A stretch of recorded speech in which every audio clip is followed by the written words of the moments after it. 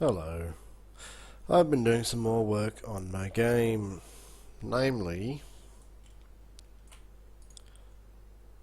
procedural level generation. Wow. Let's do that again. Oh, would you look at that? I'll do it again. Oh, they're all different.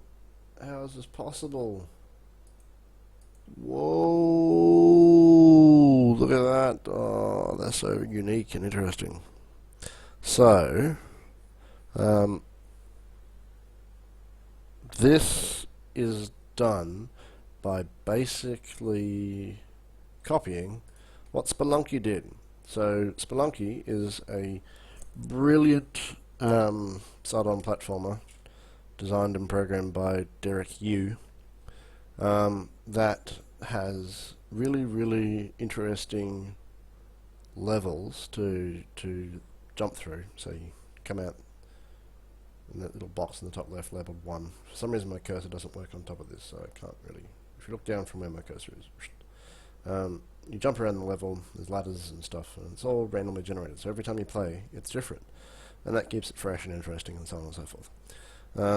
But procedural generation is hard because making a visually interesting and challenging level completely randomly is difficult to impossible. So the way Spelunky does it is it creates, well, Derek Yu, the creator, built a handcrafted set of blocks. So you'll see, you can't see the, hang on, let me just scroll across so you can see. You can't scroll across. Oh, hold on. There we go, there's a smaller version, that works. So it's made so the one level is made of 4x4 of these blocks. And these blocks are partly handcrafted and partly randomly generated. So there's sort of a base template that's handcrafted, and then there are sections of each template that are marked as randomizable. So you see these shaded red squares. So Derek created that block there that you see, hand placing that ladder, that platform, that block, blah blah blah. But there is a section here that is basically marked as whatever can go here. So when the game creates the level, it loads the template where everything is static, and then it looks at this red shaded section here and says, oh, I might put a block there, a block there, a block there, whatever. And it generates a different type of block. A different block based on the same handcrafted template. So you get a huge amount of variety with a little bit of upfront work.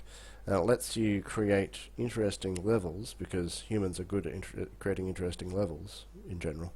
But it also lets you do many levels because the computer makes them for you.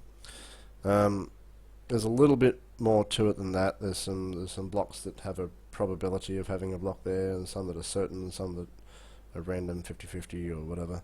Some of them are earmarked as particular locations for objects, and some types of areas only appear when you get certain arrangements of other blocks. So you see this snake pit that's on the left hand side. That appears when there's a certain configuration of randomly generated blocks. So it's done the random generation, looked at it and said, oh hey, there's 3 type 0 blocks stacked up here, let's make a snake pit there. So that's just another layer of randomization. So what's all this got to do with my game? Well, they basically stole that system. So I've chopped up the level into roughly screen-sized chunks, and each one of these sections here, this 8 unit by 8 unit section, is a handcrafted chunk that has had some changes made to it by the code before the level is playable. So generate another one. So some of them have got these big blocks in them, some have got diagonal bits, some of them have got, you know, whatever. So these two, oh, I'm going to die to those bots.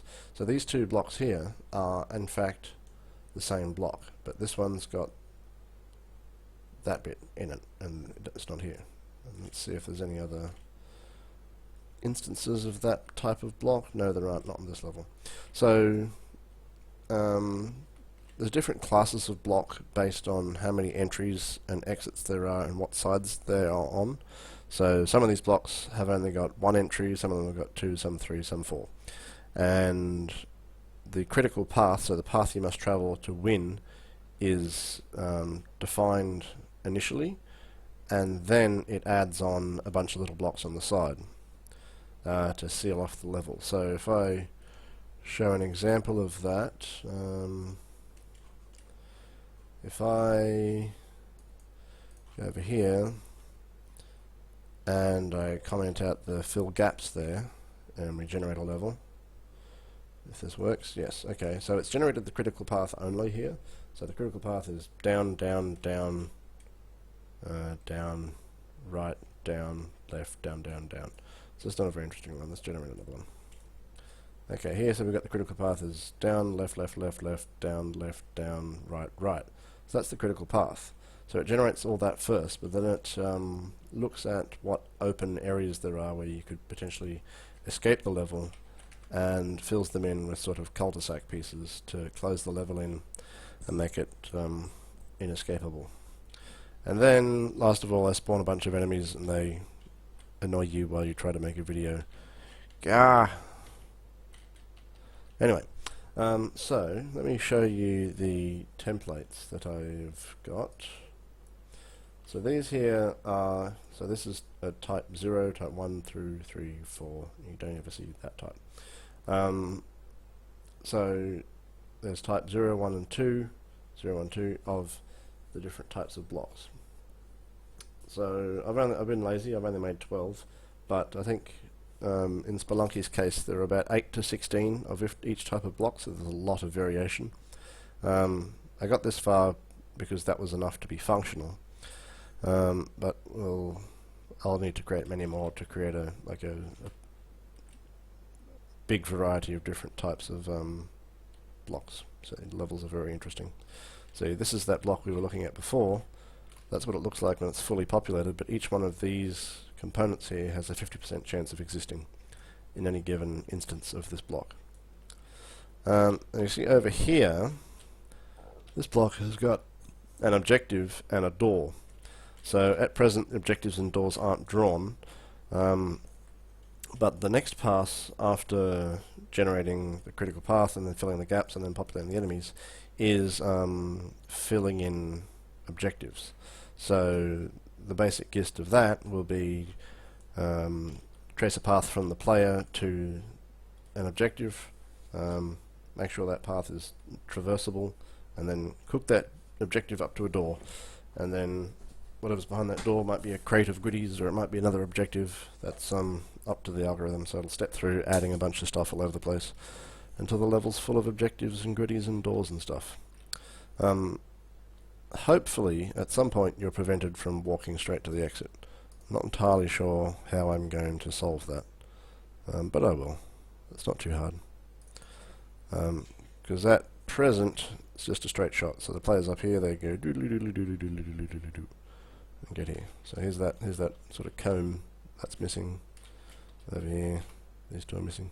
So you don't really need to create a great number of different types of blocks to create a good amount of variation in what a level looks like, because the blocks can also be rotated. So they're sort of, and when you're viewing at it at this sort of scale, it's really hard to see that repetition because you're not seeing the whole map at once. Yeah, I need to. So once I've got a bunch of populated once I've got a bunch of populated block templates in there, I'll remove the ones that are just wide open space, because they make it very hard to escape. Hooray! Okay, that's it. Bye bye.